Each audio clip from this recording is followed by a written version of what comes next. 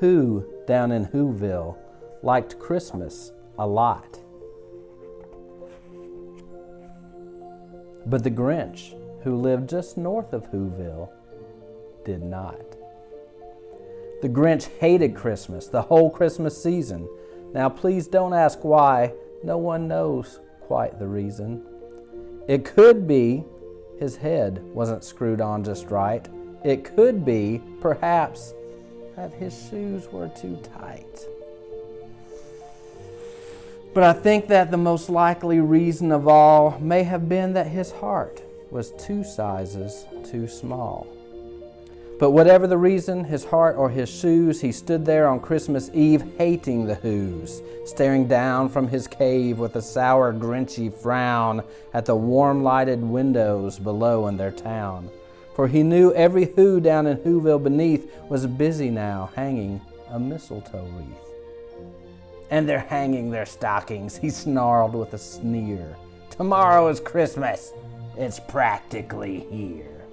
Then he growled with his Grinch fingers, nervously drumming. I must find some way to stop Christmas from coming. For tomorrow he knew all the Who girls and boys would wake bright and early, they'd rush for their toys, and then, oh the noise, noise, noise, noise. That's the one thing he hated, the noise, noise, noise, noise.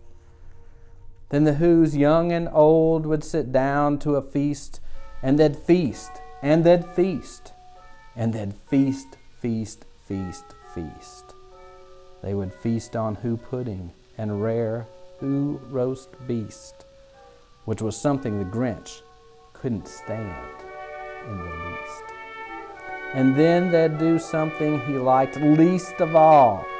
Every Who down in Whoville, the tall and the small, would stand close together with Christmas bells ringing. They'd stand hand in hand, and the Whos would start singing.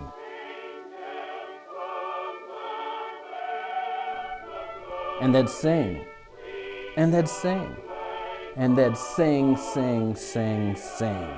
And the more the Grinch thought of this Who Christmas sing, the more the Grinch thought, I must stop this whole thing. Why, for 53 years I've put up with it now. I must stop this Christmas from coming.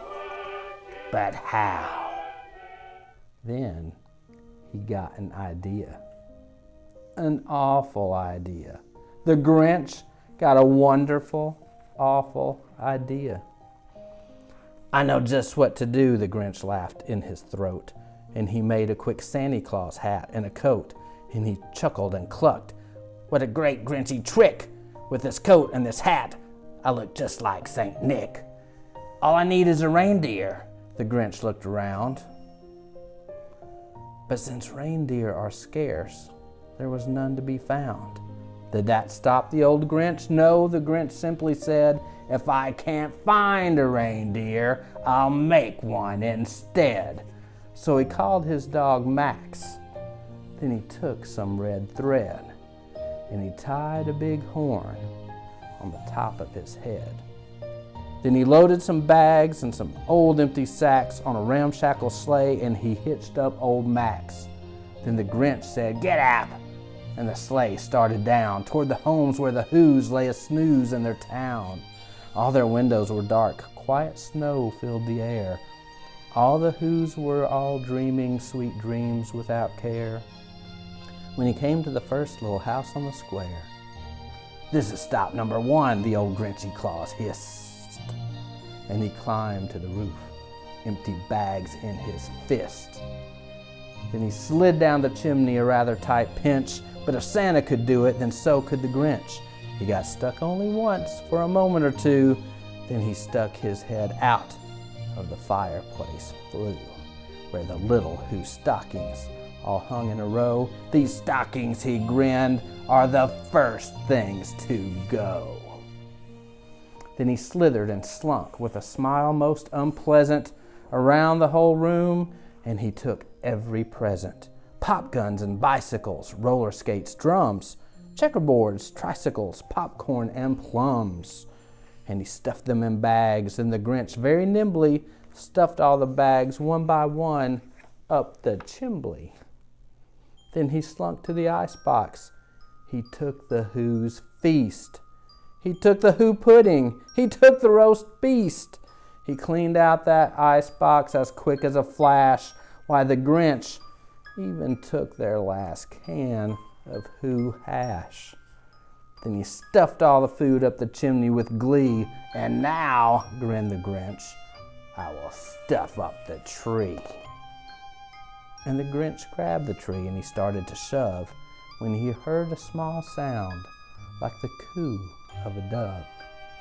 He turned around fast and he saw a small Who, little Cindy Lou Who was not more than 2. The Grinch had been caught by this tiny Who daughter who'd got out of bed for a cup of cold water. She stared at the Grinch and said, "Santa Claus, why? Why are you taking our Christmas tree? Why?" But you know that old Grinch was so smart and so slick. He thought up a lie and he thought it up quick. "Why, my sweet little tot," the fake Santa Claus lied, "there's a light on this tree that won't light on one side. So I'm taking it home to my workshop, my dear. I'll fix it up there, then I'll bring it back here." And his fib fooled the child. Then he patted her head, and he got her a drink, and he sent her to bed.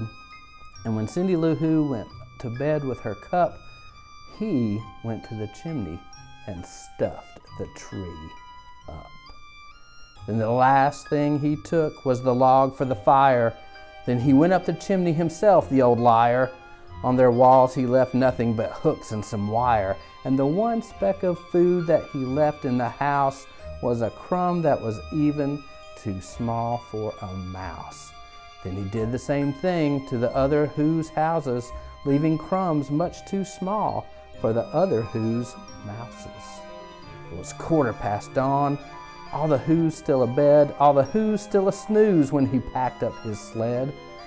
Packed it up with their presents, the ribbons, the wrappings, the tags and the tinsel, the trimmings, the trappings. 3,000 feet up the side of Mount Crumpet, he rode with his load to the tip-top to dump it. Pooh-pooh to the Who's, he was grinchishly humming. "They're finding out now that no Christmas is coming. They're just waking up. I know just what they'll do. Their mouths will hang open a minute or two. Then the Who's down in Whoville will all cry, boo-hoo." "That's a noise," grinned the Grinch, "that I simply must hear."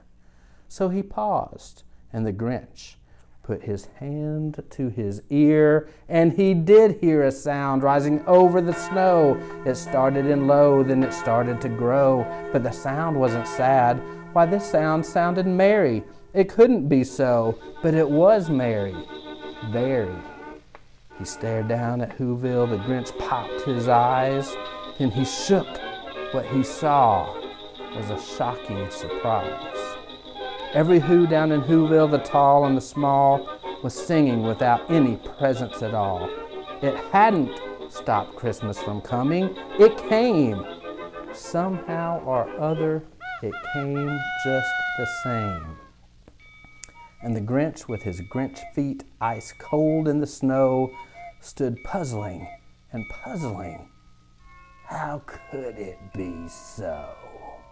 It came without ribbons. It came without tags. It came without packages, boxes, or bags. And he puzzled 3 hours till his puzzler was sore. Then the Grinch thought of something he hadn't before. Maybe Christmas, he thought, doesn't come from a store.